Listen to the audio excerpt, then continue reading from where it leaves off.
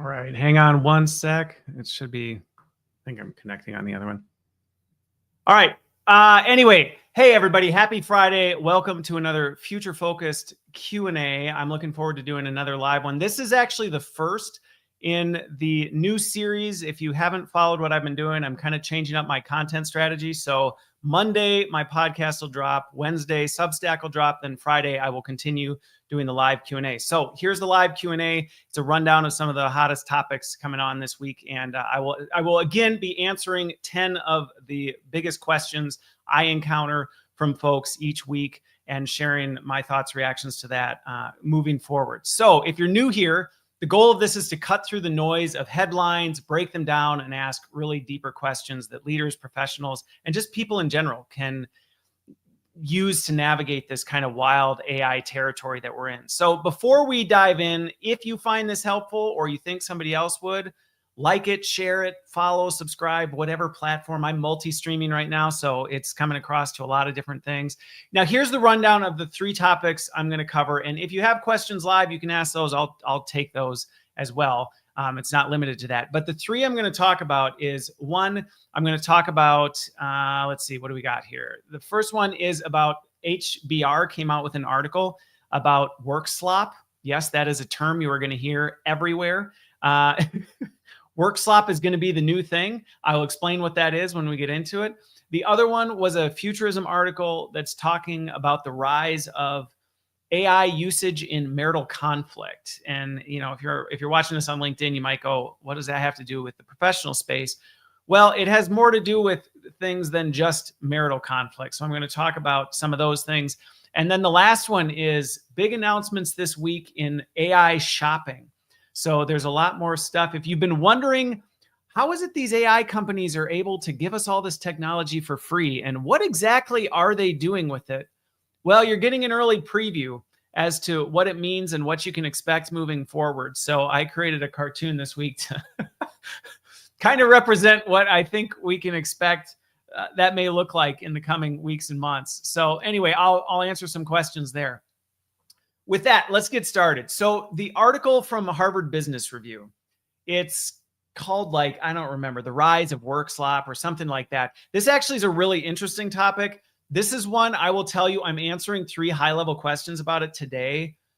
This is one I had to go deeper in. So next week's Deeper Dive podcast on Monday is about this topic. And then I'm already working on the really deep dive article related to Workslop, because this is bigger than just AI generated crap that's happening on, in the workplace, which is a problem. It's a real problem. More and more people are turning to AI to do their work. And as a result, it's creating major chaos. And that's what this article was about. But there's more to it than just wasted time. So the article argues that, instead of unlocking efficiencies and other things like that, AI is creating Workslop. And, what that basically is low quality, misaligned, redundant content hang on one sec. So real quick question. This is a Q&A. Comment came through what this is about. It's a live Q&A talking about some of the latest happenings with AI and tech and how to respond to it. So this article by HBR is kind of saying, like, hey, the same stuff that many people are complaining about on social media, this is AI slop, it's happening in the workplace right now. So and they're talking about the effect it's having on efficiency and all this other stuff. And so it's talking about how speed and volume changes without the quality controls. Yeah, the data is coming in. It's not real good. Let's just say that. It's having a net negative effect on work and overall things like that. But there's more to it than that. So the 3 questions. So for each of the topics, I'll answer 3 of the biggest questions I get asked. And so the first one is, when does AI at work shift from a productivity tool, which is what it's being heralded as? Hey, we implemented AI, we should see limitless productivity and an improvement in overall productivity. And it's like, well, when does it shift from that into a drag on corporate, workings and stuff like that? It's a really good question. The thing that anybody who follows me will know is I am not one to just go universally, here's that line. So this is the exact thing you look at to determine whether you've shifted from AI for productivity to, a drag on productivity. It's actually a net negative. However, there's a principle that I would say every organization needs to look at and examine to determine when they're treading into this territory. The second you determine that people are checking out of work and handing it over to AI, that is when you've crossed the line. So this is more of a personal thing that everybody can look at and go, is this helping me or is it just enabling crap?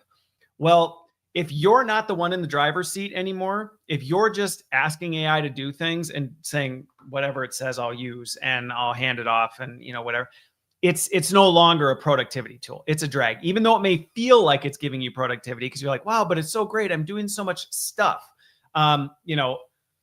Well, yeah, but the stuff it's doing is not going to help. And so I think that's where you can do that. Now, what that looks at an organizational level, and I think this is a major problem, is most organizations have zero measures in place to detect like how effectively are people using this. And so I think that's really important to note is that, well, okay, most organizations don't have measures in place to say, what does effective AI use look like? And most people have no measures in place. So I think one of the bigger questions, because everybody's looking like, how do we detect if AI is helping productivity or not? I actually encourage people to take a step back from that and stop trying to, examine. This is like what you see on social media when people are like, that's AI written and I know because it has an M dash. It's like, come on, this is not a good use of things. Or when schools are saying we're trying to, detect cheaters who are using AI for school, like that's the wrong thing to be focusing on. And in corporate right now, everybody's going, we're trying to detect if AI is productive or not productive. And I actually think where organizations need to spend more time is actually stepping back a little bit and saying, well, actually, what do we mean when we say productivity? Like, what do we actually want out of our people? What are we hoping that they, do? Because, I saw somebody in the comments says you work at a car dealership and you use ChatGPT. It can be really helpful. It can also waste a lot of your time and result in you doing a lot more work that doesn't actually accomplish anything, but you won't know where that line is until you actually take the time to define it and actually look at it. And I think that's one of the things as individuals, people need to do, but then organizationally, everybody needs to do, like at an organizational level. Leaders need to do this for their teams. People need to do this, for their work. Organizations need to do it on an organizational strategy standpoint. So I think that's what needs to happen before we can start saying, well, where does it shift from productivity to like slop? And it's like, well, if you haven't actually defined it, you're never going to know. It's going to be this constantly moving line in the sand that you keep drawing. So that's my take on how to answer. So again, it sounds like a non-answer, but really I'm saying you can't answer it because you haven't done the thing that's required to answer that question. And I think that's where most people need to focus. Miguel, I see just asked, so what are the topics today? Just a quick rundown. I'm talking about Harvard Business Review's recent article on Workslop, which is going to become the trending hashtag. I am pretty sure about that. I'm talking about Futurism's article about how ChatGPT is being used in marital conflict, but I'm not just talking about it on a marital lens, but about communication as a whole. And then what to expect from AI now adding in-chat shopping and what the implications are for AI being used to help you buy more crap and what can you expect with that? So back to HBR. Question number 2. What guardrails or cultural shifts prevent Workslop from taking over? This question is very, very, very much related to the first in that the guardrails and shifts that need to be in place is everybody right now seems to be focusing on defining guardrails around AI, and that's not bad. I don't want to say that's a bad thing, but AI is being treated in isolation as though AI is this thing over here you need to do, and then there's the rest of your work. And I actually think that's one of the biggest misses when it comes to guardrails and cultural shifts is companies are trying to create guardrails and rules and restrictions around like this is what not to do to get Workslop and things like that. But the problem is that AI is just an enabler of work. And that's the thing. it is a thing, but it's also just an enabler of what is already happening.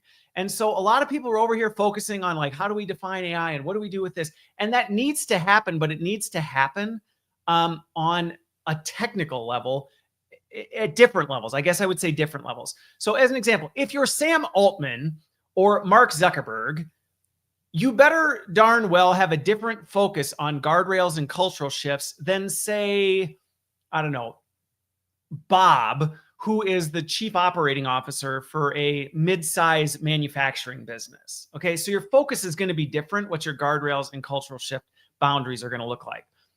But they need to be tied to what is it we're trying to accomplish as an organization, which is why I say like Sam Altman and Zuckerberg, they need to have different guardrails than Bob in manufacturing because their goals are different. And so they need to define different categories of things. And I think, Scott, to your question, which was who's in charge to make the change, I actually think it's a complicated mix in that it's what we all are. And I know we don't always like that answer because it's like, well, isn't it somebody else's responsibility? In some regards, yes. Some other people are responsible for, making decisions and doing these things. And you are also responsible for how you choose to engage with it and what you're going to do with it. And so people who follow me know, like, I don't like to say, here's exactly what you need to do. Because the reality is, I don't know you. I don't know your situation. I don't know every little detail about you. If I did, I might have some perspective. And if you follow my content, I do my best to share, like, these are things you should be thinking about. These are things you should be taking into consideration. But ultimately, you are the one that needs to do that. And there are things that are outside of your control. Can we control that Mark Zuckerberg just decided you can't opt out of your information being used to personalize ads for you? I can't. I don't know the Zuckster person. Like, I can't go have a stern conversation with him and change his mind. Even if you could, I don't think it would work anyway. So that's out of my control. So I'm not going to sit and waste a bunch of time like raging out about what Meta is doing with their AI policy. I'm instead going to go, well, given that's where it's at, that then puts me in a position where I need to define boundaries and lines for, well, what does that mean about how I engage with Meta products? And I think that's the work that everybody has to do right now is say, I need to be aware of what's happening. I need to be aware of how all this stuff goes on. I need to influence where I can. And then I also need to just say some things are out of my control. So what am I going to do with what I can control, which is me? And so I think that hopefully helps answer your question, Scott, and also kind of ties this, like, what guardrails? Well, I don't know. Where are you? What is your scope of influence? What are you talking about? Who are you working with? Well, then that should influence this. Now, anybody who follows me knows where my worldview is, and that heavily influences how I make those decisions. But I know that's not everybody, and I think that's something you also need to take into account. And right now, more than ever, holy Hannah, you better be sure you know your foundation, because if you don't, you're about to get your world rocked if it's not already. And these things are going to move faster than you can imagine. Every time a new model release comes out, or it's not even going to take that, it's going to be a press release and your whole world's going to flip upside down. And that's just the reality of the world we're in right now. And it's largely being led by the tides of what someone somewhere really, really wants to see happen. Miguel, let me see your question here, and then I'll move forward. The same question that every organization seems to run away from. What do you want your employees to do? How long will it take? What data suggests? Yeah. And I think that's just it, Miguel. This is a major problem throughout, is people are just trying to look at the thing. Yeah, like you just said, they're focused on the tool, not the actual strategy or what they're trying to accomplish. And I think that's an area that all of us have to lean into right now. Okay, so question number 3, Workslop. I'm telling you, just Google Workslop, search hashtags Workslop on all your favorite apps. You're going to see this is going to become the new big thing that everybody's talking about. But one of the things that I didn't necessarily get to in the podcast I talk about more in the podcast, I talk about more in Substack next Wednesday, is how does Workslop undermine credibility and collaboration inside of teams? And this is something that I think people need to take very seriously, is this perception that AI, it's harmless. If I just have AI do some work for me and send it off and pass it off as my own, who's really getting hurt here anyway, right? It's a very easy attitude to fall into. I'm busy. I'm trying to get these things done. I don't have time to do this, so I'm just going to take whatever AI tells me and pass it off. It might cause a little confusion down the line, but whatever. We'll figure it out later. Don't think a lot of people are taking into consideration is that it actually very much undermines your credibility and the trust people have in you. And I don't think people are recognizing that if you're somebody who's starting to just take AI's responses and copy and paste it and send it in an email, or, when you're asked to create a presentation or do something, you're just taking the bullet points that AI told you to do and you're putting it up there. If you don't think through the implications that's going to have on how people trust you, whether they believe you're credible, all this stuff, it does big time. And all you have to do is look at examples where somebody like accidentally leaves the top part of the response from ChatGPT in their response. And it just blows up credibility. It destroys relationships. It does all these things. And so it seems like this harmless thing of, I'm just moving so fast, I'm just going to let AI do my thinking for me, and it'll be close enough and I'm fine, could completely destroy your professional. I mean, it could get you fired in some instances. I know people who have lost their job because they got a little too carried away with Workslop, and it burned them.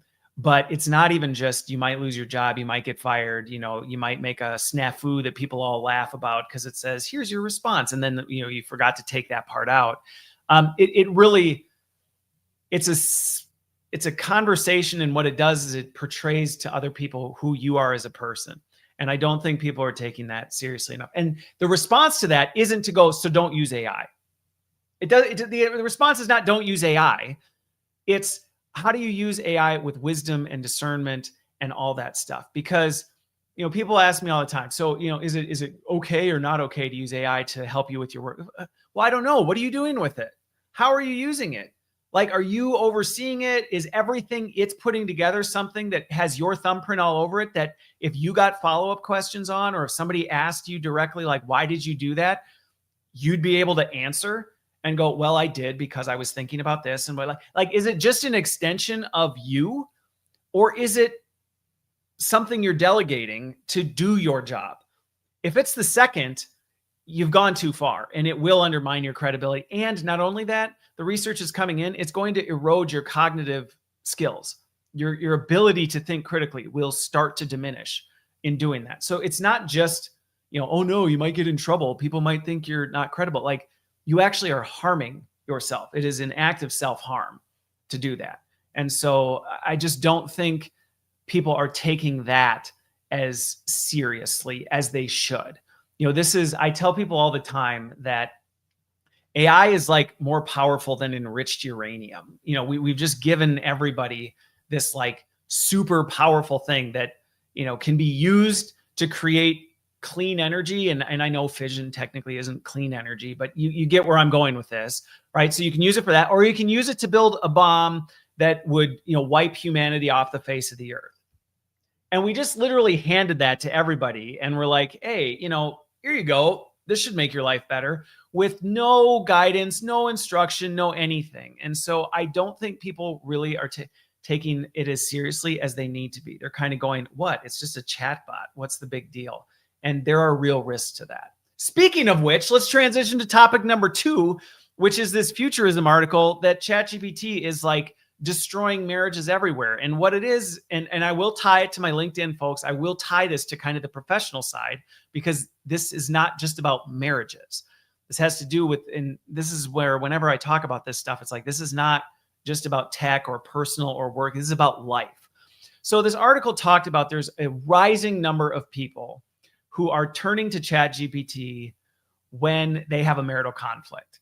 So they're engaging with it. They're asking it to help draft their arguments. They're taking text messages from their spouse and asking AI to analyze it.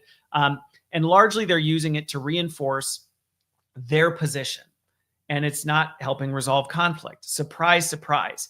And then it escalates because, as you can imagine, when your spouse starts attacking you and you can tell they're attacking you with AI generated slop, you get really pissed, not only because you're like, wait, are you even engaging with me? But also you're like, wait, you're sharing the details of this conversation with AI? Like, what are you doing?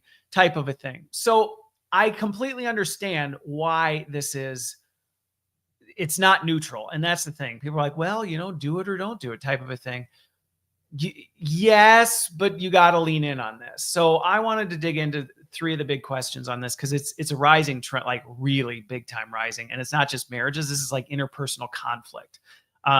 In many ways, AI is becoming people's top communication coach. And that's only going to get worse, I guess might be the word for it. I don't know, could be worse. As you look at things like Meta Connect, I talked about it last week, where people like Zuckerberg wants everybody wearing glasses that literally are taking in every conversation you're having and giving you subtitles and tips and tricks like as you're going. So what we're seeing now is the absolute tip of the iceberg of where we're going to be. And so I think it's important to lean into these things and understand the implications, because if you don't, yeah. And Scott, to your point, some marriages don't know how to communicate.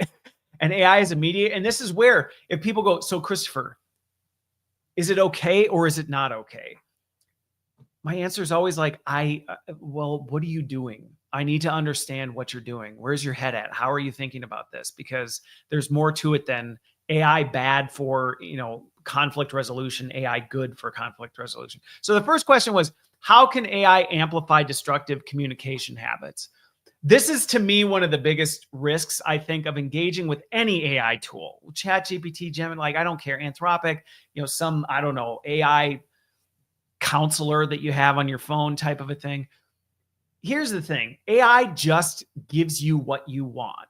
That's the thing that everybody just needs to understand. Like, we like to think that, and I think we got to see that with ChatGPT 4.0, where it was just completely a sycophant, where it was just like, great job. Like, I'm thinking of doing this really stupid thing. What a brilliant idea. So it went over the top there, and they've toned that down a lot.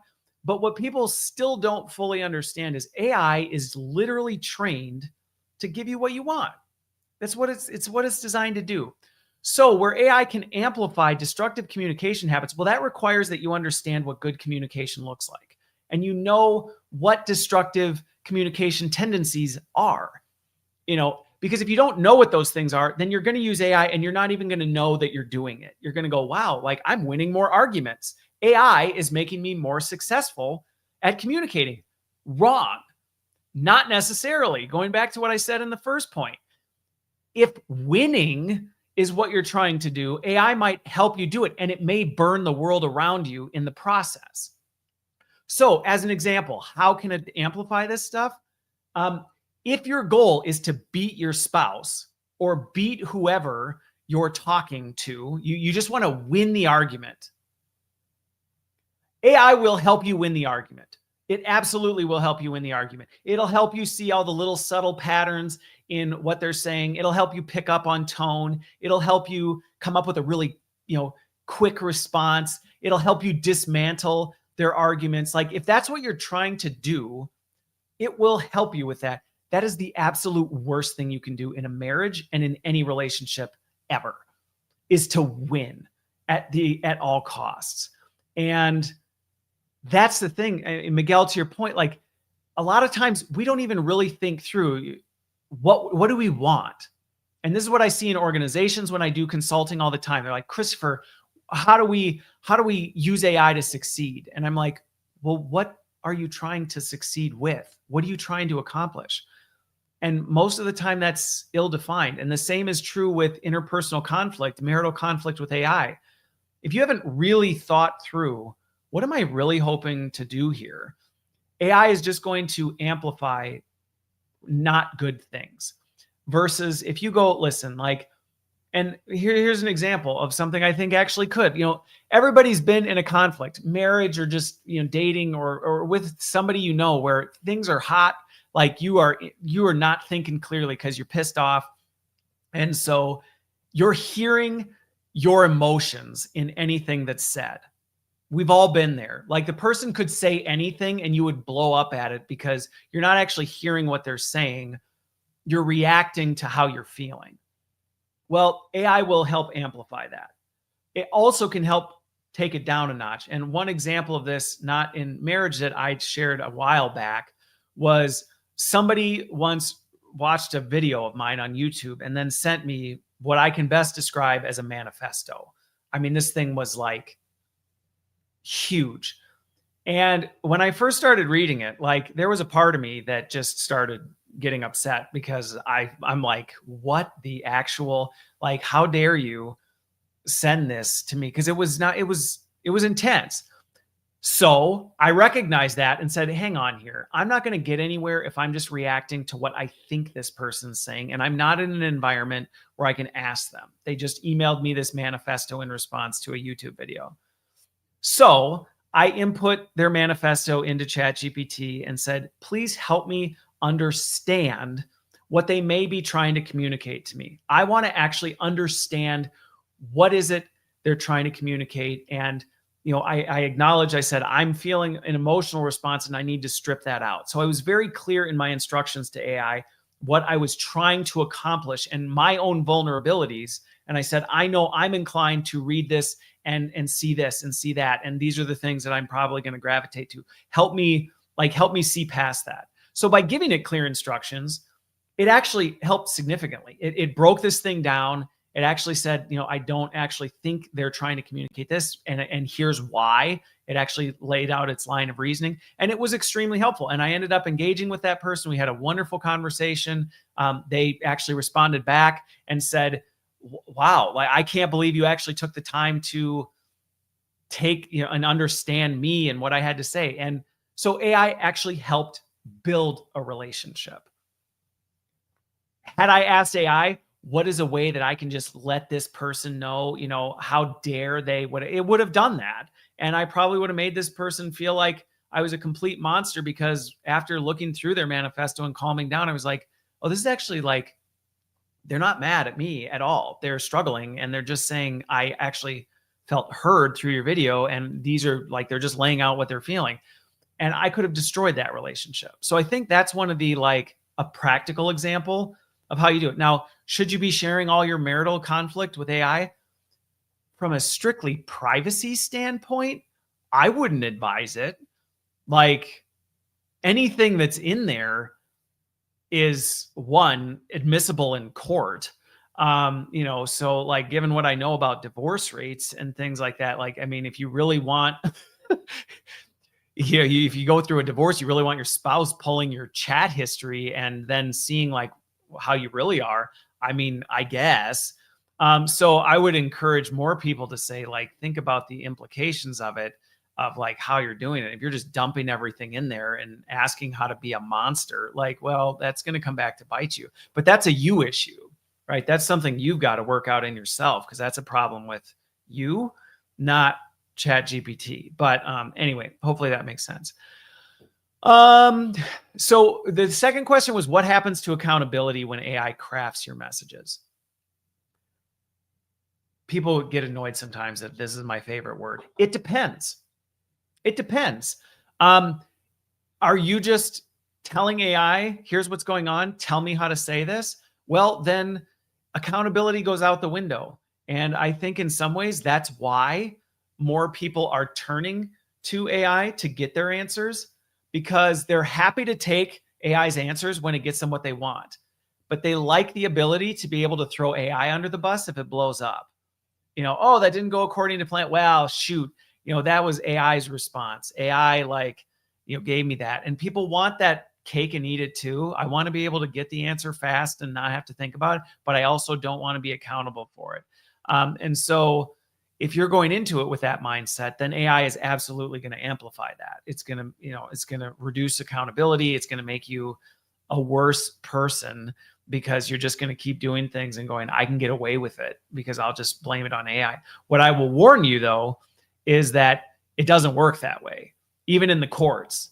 Like, throwing the ball to AI and going, it's AI's fault. It doesn't hold up legally. It doesn't work. So I would caution you to delegate accountability to AI because it can't hold it. It's not responsible. Does AI have some responsibility? Yes. And like, are the tech companies respond? Don't interpret that to mean Christopher thinks AI and tech companies have no responsibility for what they do. That's not what I mean. But what I mean is on a personal level, if you're using it for things, you're gonna get burned if you just try and put accountability on it. And it will make you worse. It will bring out your worst tendencies, which is why intentionality. I wrote a book. I still haven't published it. It's sitting on my desktop now. It's called Relentless Intention. And if you go to my LinkedIn, you'll see my head banner says live life with relentless intention. And it very much goes to this kind of question of, you got to be pursuing things with intent. If you don't, you're in trouble. So then number 3, the question was like, what guardrails are needed in AI high stakes conversations? So this would be, again, regardless of whether you're talking marriage or just interpersonal in general, here's some best practices. Okay. Like everything, I'm not going to say this is exactly what you need to do, but here are some best practices. 1, really look at yourself first and figure out, what am I trying to do and where am I vulnerable? Actually do some self-work, which I think if we all did that, we would reduce a ton of conflict. Like if we actually looked at ourselves in the mirror first, we would probably be better. So that's a good guardrail to put in place. Like actually, before you just dump things into ChatGPT, actually slow down, take a breath, and think about, okay, what am I really doing here? What am I hoping to accomplish? And what do I actually need AI to help with? Because that's the other thing that many people aren't careful with AI is you can go in thinking you're going to use it for this one thing, but because like all technology, it's designed to keep you hooked as long as possible. You're going to drift. Like you're going to slowly just get sucked in further. You're not just going to go there for what you need and then move on. You're going to find yourself, completely leaning on it. So if you go into it knowing what you're trying to accomplish, knowing what you need its assistance on, you're less likely to do it. And it also gives you a chance to go, well, now that I've defined that, is what it's giving me helping me accomplish that? And, it also allows you to check yourself in the mirror before you move forward. So I think that's one thing. I think I personally, coming from a Christian worldview, have a certain set of moral and ethical guardrails. I don't hide those. I'm not shy about that, but I also appreciate and recognize different people are coming at things from different positions. Whatever you're coming from, you do need to establish ethical, moral, like red lines. Things where you go, hey, this just is not acceptable. Like as an example, when it comes to high stakes conversations, personal insults, that should just be like a not acceptable. It's not okay to just throw out a personal insult when you're engaging with somebody. It's not productive. It's only going to pour fuel on a tense situation. And it actually makes you a bad guy in the situation. Like when you just resort to calling somebody names, like you're a jerk. When you do that, you're behaving like a jerk. I won't say you are a jerk. You're behaving like a jerk when you do that. So you need to have some of those red lines. Another good guardrail in high stakes conversations is to don't listen to respond, listen to understand. If somebody says something to you, don't listen for the purpose of like, what's my retort? What's my strike back response? Well, that should be a no nonsense guardrail that you put in place, that before you get what you need to say out there, that you have heard and acknowledged what the other side said. Now, one thing that makes people get really mad when I talk about this is they think that means you have to agree with the other person. You don't. In a conversation, you don't have to agree with the other person, but you do have an obligation to listen and make sure you understand them correctly. I can't tell you how many conflicts I've been involved in and committed offenses on my own side because I actually didn't take the time to even listen to what they were actually trying to say. And so here I am arguing with them and yelling and shouting and, calling them. And they're like, bro, that's not what I'm talking about right here. And I think that's like an example of another guardrail that, especially in a high stakes conversation, you should be examining is like, hey, okay, I hear you saying this. Mirroring is a really great tactic. I hear you saying that. Is that correct?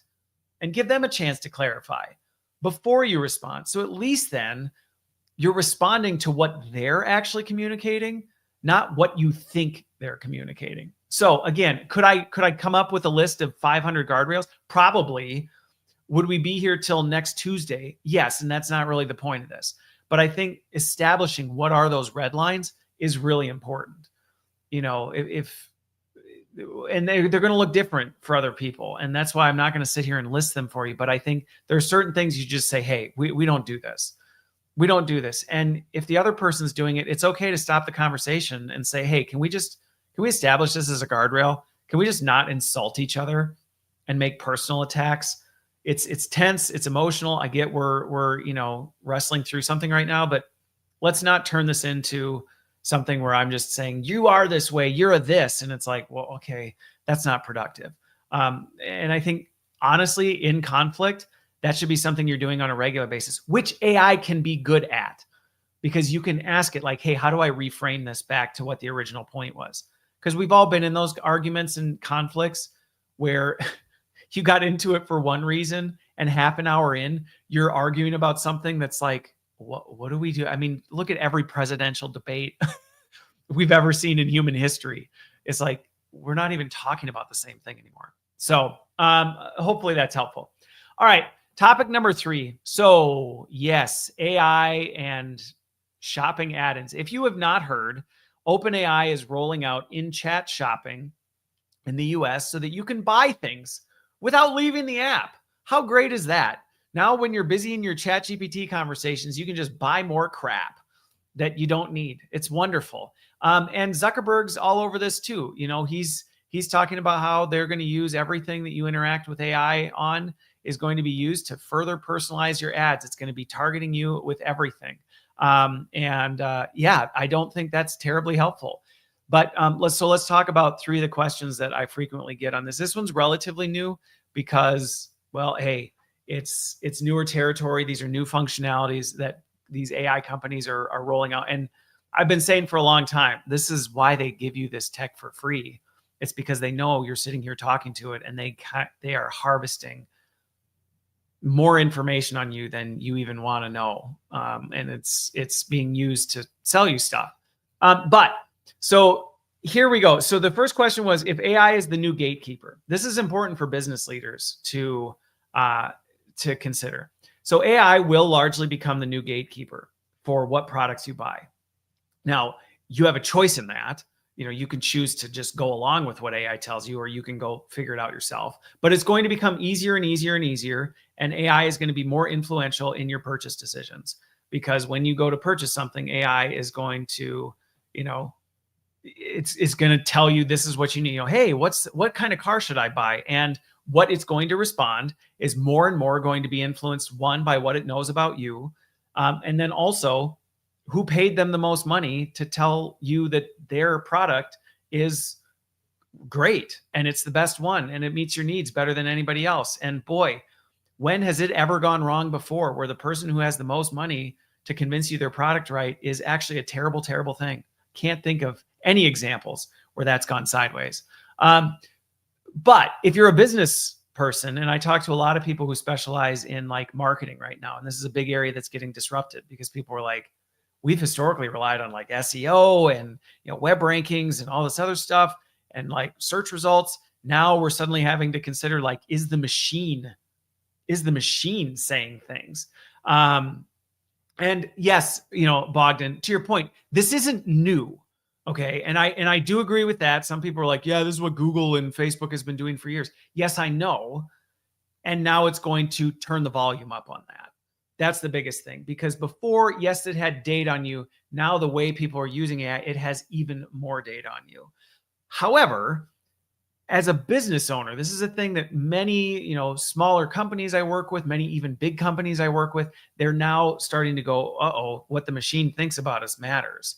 And the opinion it has, the data it has, how much we're willing to pay the AI companies to recommend our product, things like that. That's going to be a big thing. So, how how do you make sure it recommends you instead of burying you? I think this is still relatively new territory. So, you're probably going to start to see, I'm sure the gurus have already started popping up classes on these. I haven't looked, but I'm sure there's 9,000 marketing gurus out there with master classes on how to have AI recommend your product and blah, blah, blah, blah, blah. And it's only going to become, bigger as things grow, in that people now are going to go, well, now we feel like we have to pay, which is kind of what happened with Facebook. Like everybody's like, you got to do Facebook ads in order to succeed as a company, type of a thing. I think you're going to see some of that same stuff with AI. But I think here's a serious consideration everybody needs to take into consideration if you're a business, is like, you need to be more intentional about what you're putting out on the internet. Because if you really think about how these AI models are, doing things, even just a general step is like, well, what kind of stuff are you putting out? Like, is it aligned to your brand? Are you, making sure that, a lot of this stuff is like, I'm turning off things so that AI doesn't learn from our stuff. Okay, you can do that, but then you also have to understand that by turning those functionalities off, AI is not including your stuff in its training data.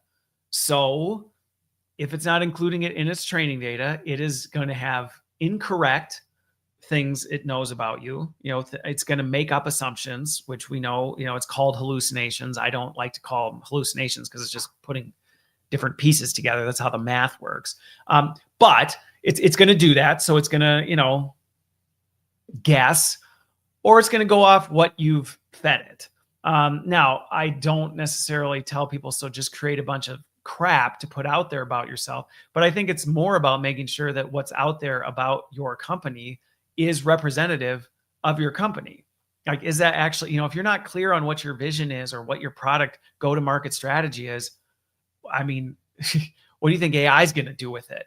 It's not going to fix that problem for you. And I think that's a very tangible thing that everybody, has to take into consideration, is really kind of going back to the drawing board. So much of the consulting I do in AI is taking people back to the drawing board and going, well, you got to think about this. Yeah, you're right, Bogdan. I think your point is well taken there in terms of, how this is going to shape things out. But I think this is where sometimes when I see things, I saw this on LinkedIn, recently. LinkedIn got blown up. There was, I don't know how many people complaining about, they're changing the way they take your data and train their AI. And everybody's like, go in, change your settings, refuse to allow AI to see your stuff. And I'm like, think carefully about that. I mean, I'm not saying you should just give in and give the machine everything that, you've ever created so that it knows who you are, but you do need to take that seriously. And some of the decisions to say, I don't want to participate in AI, they may have some downstream effects. Now, if your business is built on word of mouth or, things like that, like, it may not be a big deal. You may not be as worried about that. But it is something that, you need to consider. I mean, I, every once in a while, will check with all the major models and ask it, what does it know about me? And I just look to see, like, is that accurate to how I would want to be represented? And I can start to see when they've done an update and they've trained on, a new data set. I can start to see, oh yeah, yep, I can see that now this stuff of mine has been incorporated into what it knows about me, type of a thing. So it's things that I think people just need to consider. That's very different. And I'm not going to tell everybody this is what you got to do to thrive in the AI age. I'm not you. I'm not accountable for what you have to do. I may have a perception, but it's going to be a very personal thing. What trust? Okay, so question 2 on this one. What trust and transparency risks come from AI moving from suggesting to the actual transaction? So the whole trust risk is, you're not necessarily, at least the things I've seen, you're not going to know how its recommendation has been, how did it come to that conclusion? You're not going to know that. So when AI recommends a product to you, you're not necessarily going to know, well, is this based on what you know about me based on our chat history? Is this based on what you know about me based on the prompt? Is this based on, like, there's not the regulations around Is this a sponsored recommendation? We saw that with like YouTube in the beginning with YouTube, influencers were putting out videos and like they were promoting stuff and you didn't even know if they were promoting things, and they started to crack down. And like, I create on YouTube, and if you're doing anything sponsored, you have to make note of it and you have to call it out, and people have to have the right to skip past it. We're going to be in the wild, wild west of that for AI for a bit. And you're not going to have any idea. Is this product, is AI actually recommending this to me because it actually thinks this is what is best? Or is it just doing it because somebody paid a boatload of money for AI to just broad stroke recommend their product to anybody who's in there? And the thing is, the AI companies know you're spending a lot of time staring at this interface. You're staring at this interface. You're waiting for its response. The cartoon I made this week was kind of a joke about the fact that, there's going to be people sitting there, waiting for it to think, and it's going to, hey, would you like to do this? You're like, wow, you know what? While it's thinking, sure, why don't we do that? And it's just that, again, if you're not being intentional, if you're not paying attention, this kind of stuff is going to be much more dangerous. So the trust and transparency risks, again, everything you're doing with AI, just basically plan on that information going back to those companies. That information is probably being sold off, to other companies who can then use it to buy things and, all this other stuff. So you just have to know that.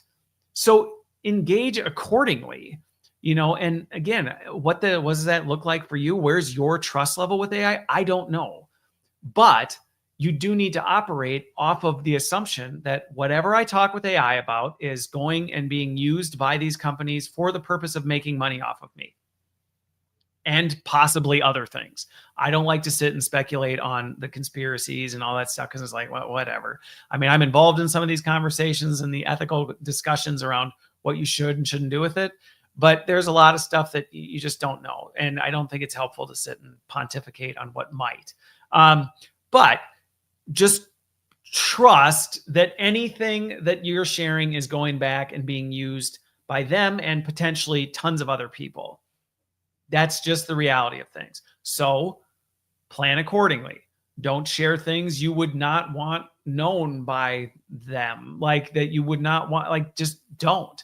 And I think that's probably the best advice I can give to people to mitigate that. Yeah. Bogdan, you're cracking me up with your comments.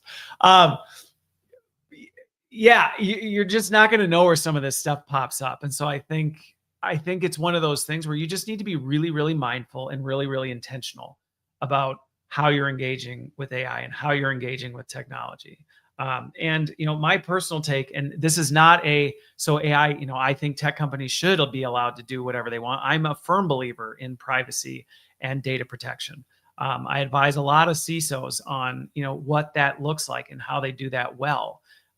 So I'm a big advocate for this. But my advice, I've got 8 kids and I talk about this with them all the time. I'm like, your best bet to not end up getting taken advantage of or hurt by this technology is just don't do things that you shouldn't be doing in the first place. Just don't do things you shouldn't be doing in the first place. If you think, oh, it's fine because I'm behind a VPN and I'm using incognito mode and, I've nope. Not gonna work. That information is just getting filtered and funneled through other things. I'm not going to mention the company name, but a big VPN provider just got nailed because what people don't realize with VPNs is you are now channeling all of your digital activity through one provider. They can see it. You can go, haha, my ISP doesn't know what I'm doing. Right. But that VPN provider does. And so you go, the internet thinks I'm in this country. Your VPN provider goes, yeah, I know you're not though. Like I'm the one that's routing you through the server. You think I don't have access to who this is and what IP address, all this. And, again, the VPN provider just got nailed for this because they were doing shady stuff with the data they had. So your best practice with this kind of stuff is like, don't do stuff you shouldn't in general. Especially don't do stuff you shouldn't do on a internet connected device or with AI. Like, don't. There's a Apollo research released the research where, and it was a test, it was a simulation, but they, the AI got access to its email and it ended up blackmailing somebody for something it found in their email so that it wouldn't turn things out. Like, it's just, we don't learn our lesson. We think we can get away with things and you can't. And I think that's the best advice I can give to anybody. If you don't want to get burned, just don't do stuff. And that's not me saying it's, the AI companies can do whatever they want. I'm just saying don't do stuff and you won't have to sit and worry about it. So that's my recommendation there. Number 3, what strategic shifts must leaders make when AI becomes the new search and store? It was a good question. I know the person who asked this one. I honestly will say, because they were asking very detailed. They are in a significant position with a company that stands to lose a lot from this new AI recommendation stuff because they've invested tens of millions of dollars into their brand. But that's one where we don't quite know yet. It's not really clear how it's going to affect marketing funnels and data strategies and even the and what's going to need to adapt. That's why I say right now, like, now's the time. Everybody's so busy running so fast.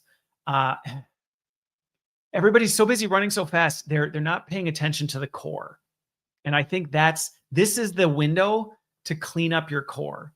If your brand strategy is not clear, if you're like not clear on what is your product strategy or what are you trying to do or all these other things, now's the time to do that. If you as an individual aren't clear on what are your red lines with how you make decisions and what you're willing to do and not willing to do, like, now's the time to really reinforce those, because we are in this stage of kind of uncertainty and it's a really good time to do this. And I think that right now would be the strategic shift that I would recommend. And that's one of the things in the consulting I do, I talk about a lot. Everybody's like, how do we chase the next best thing? I had a meeting recently where it was like, how do we maximize our representation in AI right now? And it was, we're going to spin up a bunch of experiments. And I was like, how about, like, if I went to your website, I don't even know what you do. What do you think AI is going to do? Like, that is a huge red flag. And so it really was about coming back to brand strategy and what was our brand strategy. And, and I think that's something that this is a really good time to do that. So, hey, Davey. All right. So final question, and then I'm going to wrap this one up. Because I think, again, when it comes to the strategic shifts for AI and shopping and, even like, what do you do as a consumer? This is all still so new. This is really a new area that I think a lot of things are just being defined today.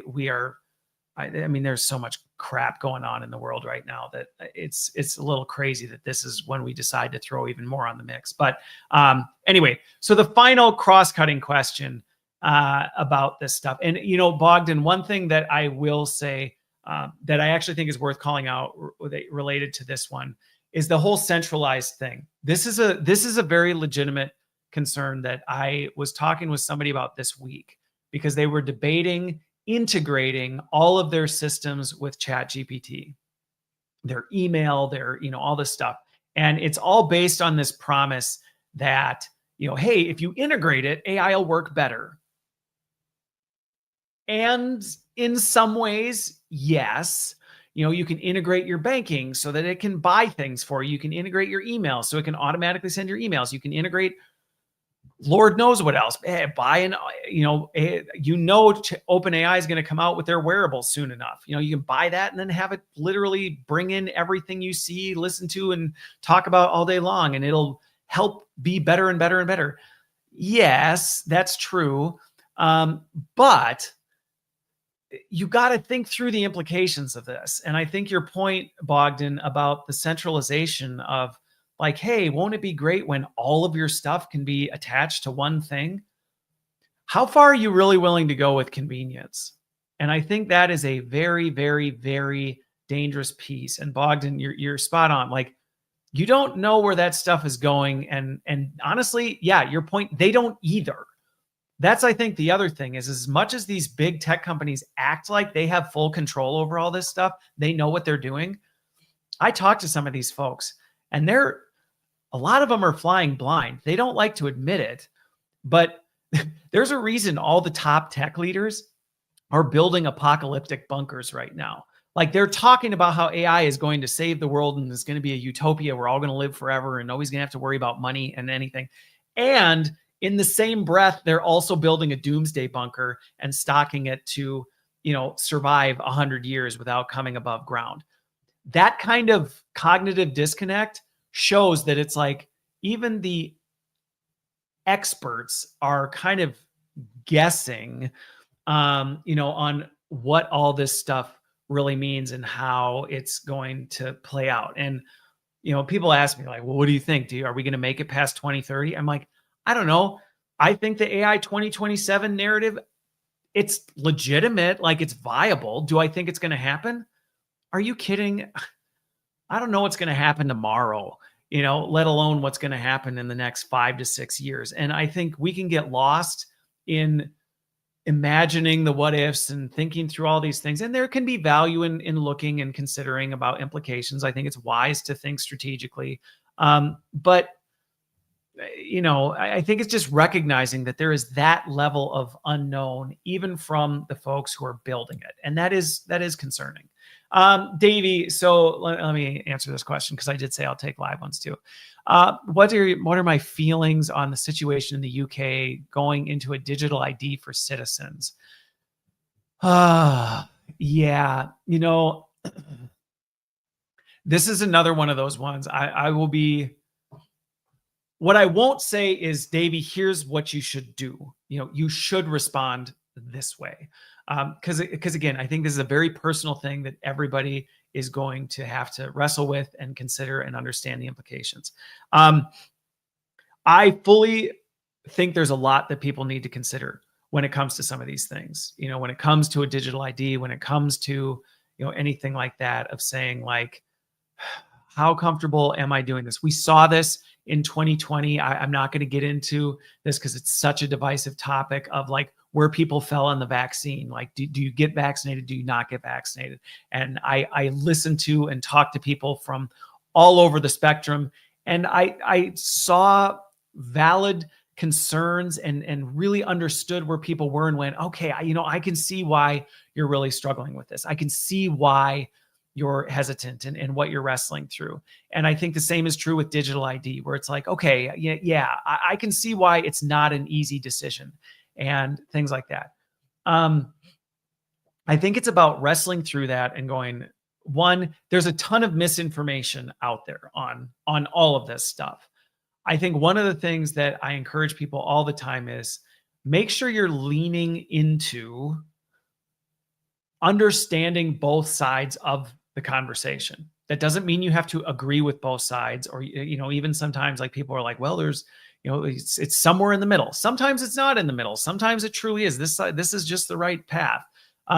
But you can't really know that until you actually seek to understand the arguments. So I don't know a ton about all the implications of the digital ID. In that, I don't know the ins and outs of like what the implications are, what they ask, what it requires, what you lose if you don't have it, type of a thing. Because it doesn't affect me personally. But it's something that I probably should spend a little more time, because if it's happening over there, it's likely going to translate and move, into other countries, type of a thing. But I think digging into it and going, all right, like the people who say you should do it, it's for good, all these other things. I think it's worth examining that. I think it's also worth listening to some of the folks who are resistant to it and sharing concerns and, actually wrestling through that. I would encourage people talking to people who have not done it and who have. I just talked to somebody the other day. As much as I say I don't know all the details, I talked to somebody the other day who they ended up moving forward with it. And what they did is they just kind of weighed it on the scales of, here's the risks of not doing it. Here's the risks of doing it. And when they really sat with it and weighed it out, they said, the risks of not doing it were too serious, and there was just too much, you know, um, too much at stake. And I think one of the things that I say when it comes to some of this digital stuff is going back to the comment I made about trust and transparency. I can't remember where I talked about this. Um, I think a lot of people and a lot of the fear around some of the tech is, how do I avoid this? And so that's where some of the arguments against things like the digital ID, some of the anti-AI movements, is this like, we're going to escape it. And I think that's where you can miss it, and that you're not going to escape it. You're just going to, it's going to show up somewhere else, or they're just going to find another way around it. So I think it's not that you just go, well, screw it, so I'm just going to roll over and let it happen. No, that's not what I'm saying. But I think if you truly think you can beat the system, you can't. I know somebody who went just totally off the grid, and then they came back on the grid because they were like, it wasn't worth it. And I realized that I was just as vulnerable as anybody else was, type of a thing. So I think that's my best. I'm totally like free-forming it right now. And I think that's where people land on whether they do it or not is a very personal decision. I think the thing with it is that I get frustrated with is when people make the decision, but then they don't want to accept the repercussions of their decision. And that was one of the things that I won't even get into specific topics, but I see this happen a lot where people are like, this is where it is. This is what the consequences or repercussions are of either doing it or not doing it. I want to do it and then not face the repercussions. And I'm like, you can't do that. If not having a digital ID means, and I don't know, if not having a digital ID means you can't get on a plane. What I don't like is when people go, then I'm not going to get a digital ID, but I'm going to go to the airport and I'm going to throw a huge fit about I should be allowed to go on a plane. I'm like, well, you chose not to do it. So like figure out a different way, type of a thing. Like, it's not that you just roll over and accept, I guess that means I can't travel. I'm like, well, no, you just figure out a different way, type of a thing. You figure out how to work within the constraints of what you've set up. And I think that is an area that we could do a lot better at. Is a lot of times we want to make the decisions we want to make, but we don't want to deal with any of the repercussions. And it's like, well, okay, this is probably an explosive one, but I was talking with somebody back, this was several years ago, as you can imagine, and somebody was talking about how they did not want to do the vaccine at all. And I said, okay, they shared their views on it, and I said, I completely understand, I respect that, I can see where you're coming from, I understand where you do. And they said, but I am going to go in stores that say it requires this, and I'm going to make a statement, like I'm going, and I'm like, see, that's not okay. Then go to the stores that don't, or no, it was masks. That what it was. It wasn't the vaccine. It was masks. This person was like, I hate masks. It affects, and I'm like, okay, hey, I get that. I get where you're coming from. I understand why you're really upset. I understand why you don't like, these restrictions. It's not okay for you to then barge into a place that says we require these and go, you can't tell me what to do. No, if you're making the choice to say, I'm not going to do this, then go, I'm going to go find a store. I'm going to go find a store that does not require this. Okay, fine. Like, that's totally fine. And Dewey, I see in your comments, your point, like, hey, if you're willing to accept the consequences, the repercussions of what you're doing, then go for it. And yeah, I have a lot of respect when people go, yeah, I did. And I knew somebody who this was, again, back in the early 2020s, they lost their job because their company said, hey, we are requiring vaccines for all our employees. And I'm not interested in weighing in on whether I agree or don't agree with that, but that is what their company decided to do. And they said, I'm not going to do that. And therefore, let's talk about what my exit looks like. And here's where I ended up coaching them, and this actually worked really well for them, is I said, listen, I see where you're going with this. I completely understand why you're doing what you're doing. I completely understand why you're doing what you're doing. Here's how I think, because in their mind, they were like, well, I guess I just have to storm out and quit or get fired. And I said, no, you don't. See, that's the problem. That's your limited thinking. You don't. You can say, I'm not going to do this. So let's talk about my exit and let's negotiate what it looks like for me to leave on good terms, because I want to set you up with success in my departure so that I can leave with a clean record. And maybe, you know what, maybe you'll change your mind and I'll be able to come back and whatever. And I worked with this person, and that's what they did. They ended up approaching the CHRO. They said, listen, here's the deal. Here's where I stand. Here's why I stand where I stand. I'm not comfortable with this. I understand as a company, this is where you're moving, and I respect and I understand that. That's not something I'm going to be able to do. However, I would like to discuss what it may look like for me to separate from the company on amicable terms.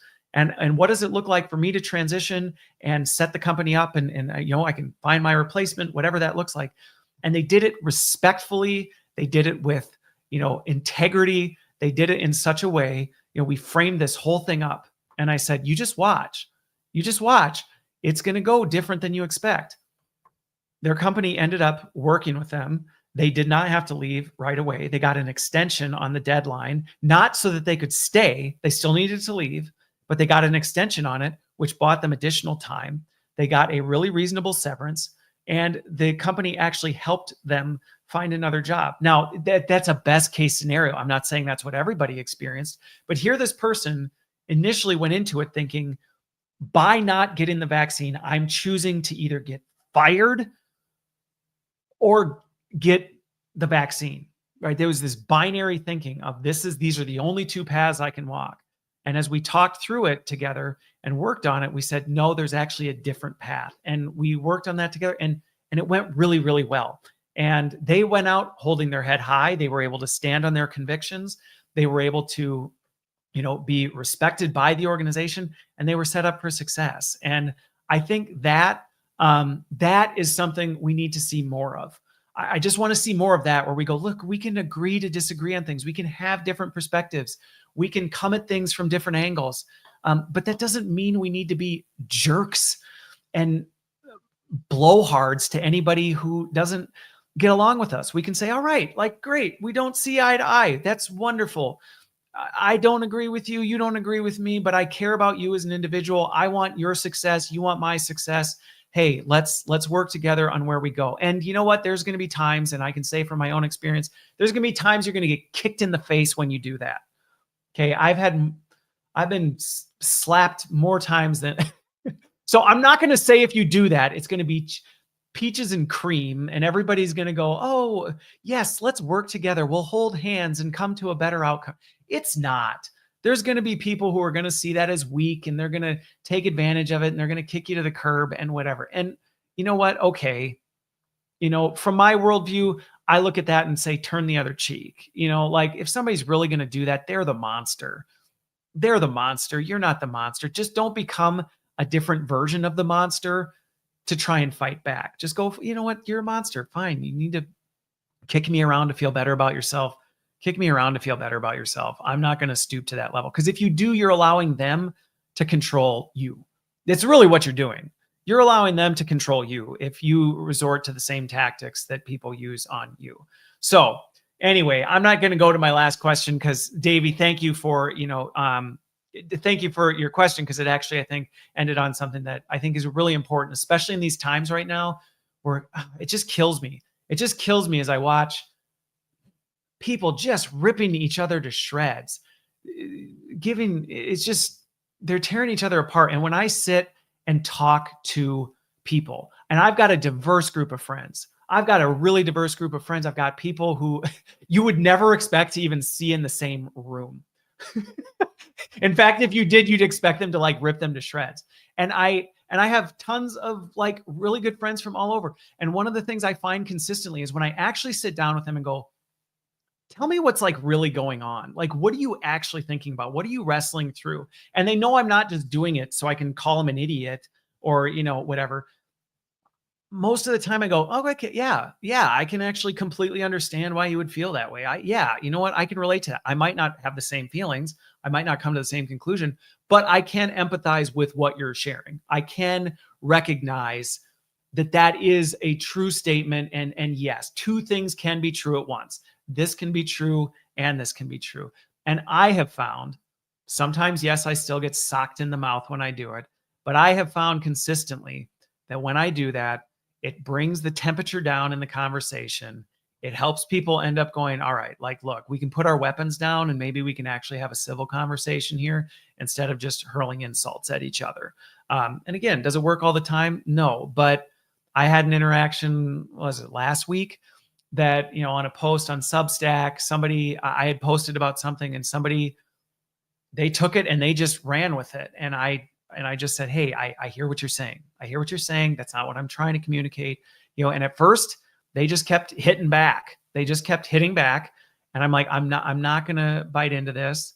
And I ended up just kind of saying, listen, like, I feel like you're really angry, and I don't know if you're angry at me or if you're angry at something else or whatever it is, but like, I understand where you're coming from. I recognize what you're frustrated about, and I'm sorry about that, but that I don't, whatever. And I just ended the conversation, and that person ended up calming down, apologizing on the post, and then DMing me afterwards.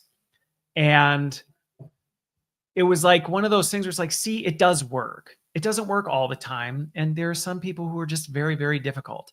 But it does work when you actually walk this way. And Davey, the thing that I think is funny is like, I hold to a biblical worldview. I would describe myself as a Christian. But it's funny because I talk to a lot of people who aren't and who are very hostile to it. And I, for many years, was very hostile to it. In many ways, I look at a lot of what proclaiming Christians are doing today, and I'm like, I don't think you've read the book you say you follow. To be honest, I'm like, I don't think you actually know what's in there, type of a thing. But I think that's one of the things is I see some of this, like, when you actually live it out, it does work. It does make a difference. But we can link arms a lot more than we do. And anyway, I really have enjoyed this, Davey, Bogdan. This has been an absolute blast. I've enjoyed the back and forth. Those of you who joined on Substack, I'm enjoying this multi-streaming thing. For those of you who don't know, my schedule, if you will, is Monday. I drop a podcast that goes as a video on YouTube. That's I just changed the structure. It's a 30-minute deeper dive next week. Next week is going to be talking about AI Workslop and the impact it has and what you can do. So a 30-minute deep dive on that. Wednesday, Substack is a longer form article where I'm actually fleshing out some of the deeper implications of that I think we need to take seriously. And then Friday, I will be back for another live stream like this, where we will engage in this. The time on the live streams is all over the map. I would like to say it's at this time, this specific time every Friday type of a thing, but it's not, because I've got 8 kids. I've got 8 kids and my days are all over the map. So when I get a chance to live stream, depends on what my schedule looks like. But I love doing it. I really enjoy this. This has been super fun. And anyway, have a great weekend, and we will see you on the other side.